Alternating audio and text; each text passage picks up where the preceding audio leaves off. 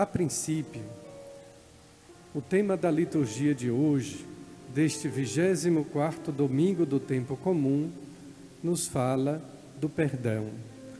E se nós tivéssemos que sintetizar toda a mensagem do Evangelho em apenas uma frase, nós poderíamos, sem dúvida, resumi-la em: é necessário perdoar. É necessário perdoar por amor. É necessário perdoar sempre.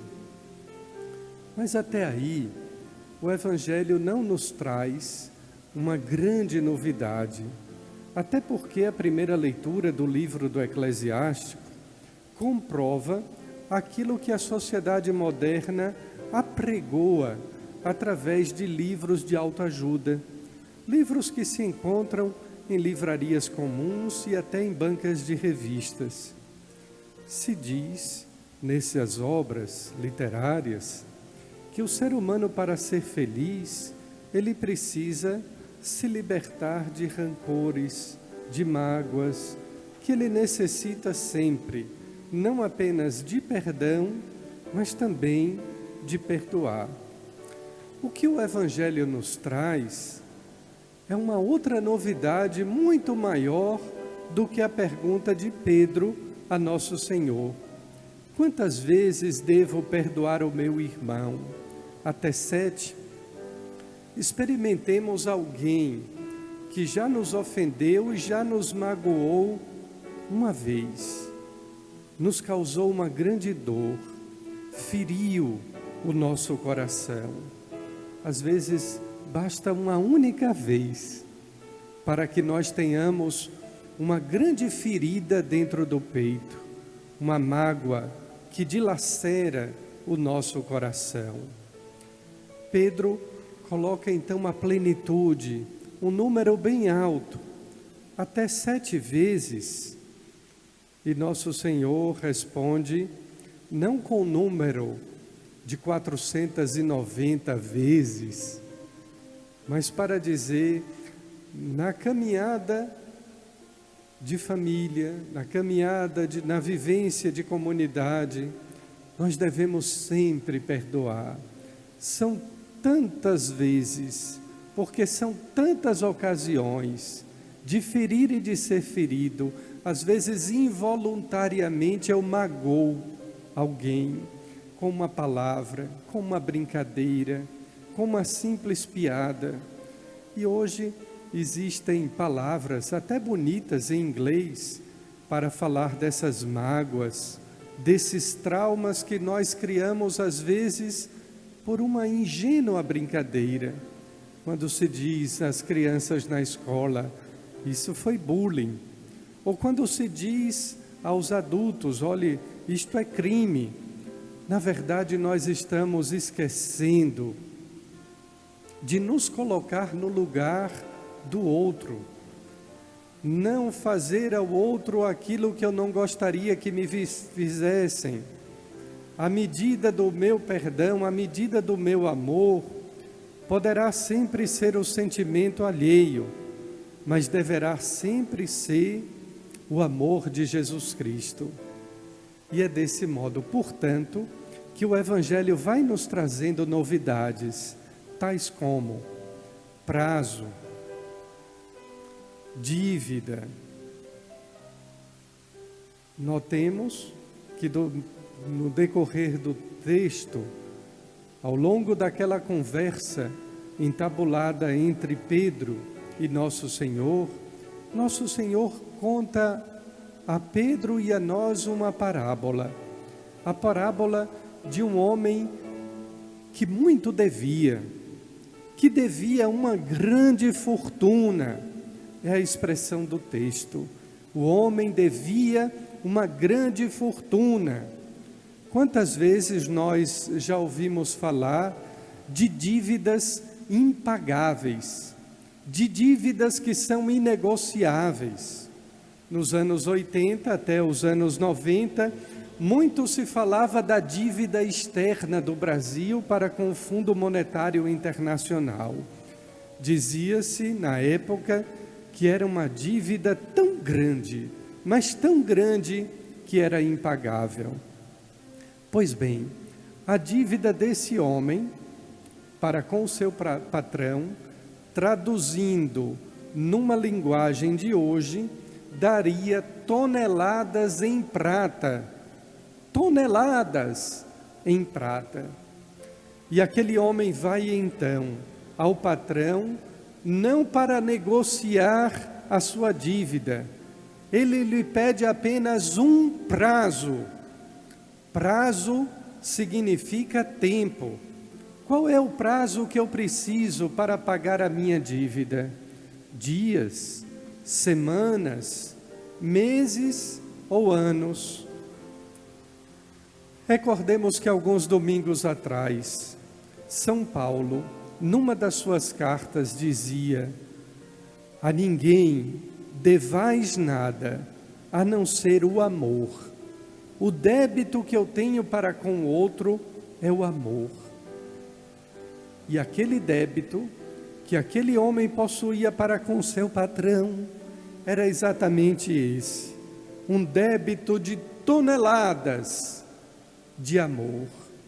E ele pede então um prazo, pede um tempo. Qual é o prazo que Deus nos concede? Não são 24 prestações, não são 36 parcelas. Deus nos dá o prazo de uma vida inteira. Esse é o prazo que Deus está nos concedendo, uma vida inteira, para eu pagar o amor que eu lhe devo, para eu pagar o amor que eu devo a cada pessoa humana. O prazo é esse, longuíssimo prazo, a perder de vista toda a nossa vida. Mas o Senhor foi tão compassivo, mas tão misericordioso, que resolveu dar àquele homem não apenas um prazo, Ele deu àquele homem o perdão da dívida. Não apenas vou lhe dar toda a sua vida, o longuíssimo prazo da sua existência, para que você pague esse débito, mas eu vou lhe dar o perdão da sua dívida. Queridos irmãos, o perdão que nós recebemos da nossa dívida foi na cruz. Foi ali que os nossos pecados foram pagos. São Paulo, numa outra passagem, diz: nós fomos resgatados a preço de sangue, e não o sangue de uma pessoa qualquer, de alguém importantíssimo, de uma nobre família. Foi um sangue divino, o sangue precioso do Filho de Deus, oferecido em sacrifício. Quando nós, infelizmente, assistimos aos telejornais, ouvimos notícias de rádio que noticiam algum sequestro, quase sempre o sequestrador pede um resgate, pede uma fábula em dinheiro, pede a sua liberdade, pede tantas coisas em resgate. E dizem os criminalistas que quanto mais importante for a pessoa sequestrada, maior é o preço do resgate. Deus amou tanto o mundo, diz São João. Deus nos ama tanto, que pagou o preço do nosso resgate, oferecendo sangue inocente, puro e divino do seu Filho, Jesus Cristo. Nós fomos resgatados, nós fomos pagos com o preço do sangue de um Deus. Esse foi o valor, esse foi o preço do nosso resgate. Fomos pagos com preço de sangue.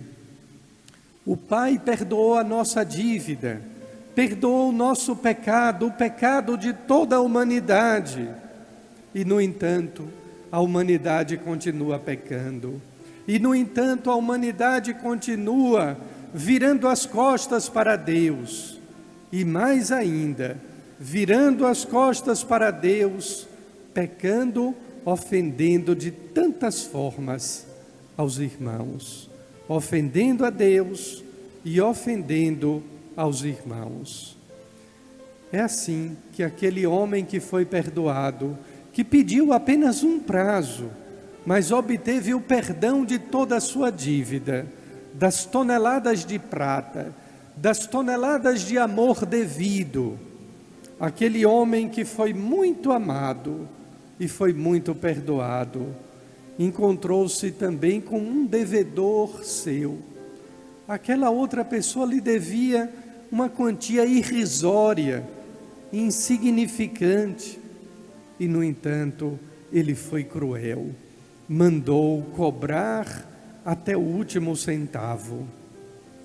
Queridos irmãos, prezados ouvintes, todos que rezam conosco, quantas vezes nós viemos à igreja e fomos perdoados, logo no início da celebração com o ato penitencial, comungamos e fomos perdoados, fomos misericordiados, usando a expressão do Papa Francisco. E quantas vezes nós saímos da igreja e negamos o perdão, deixamos de fazer uma caridade, chegamos em casa vazios ou irritados, porque não tivemos a experiência da graça, a experiência do perdão. E foi exatamente isso que faltou àquele homem, o primeiro, que pediu de joelhos um prazo, que poderia ter a sua liberdade ceifada, que poderia ter sido feito escravo, mais ainda, que toda a sua família poderia ter sido vendida, aqueles que ele mais amava, iria perder, perderia amor, perderia vida, perderia liberdade, mas não experimentou a graça de Deus, a graça do perdão. Vir à Santa Missa, ser perdoado, comungar, é fazer essa experiência da graça, a experiência do perdão.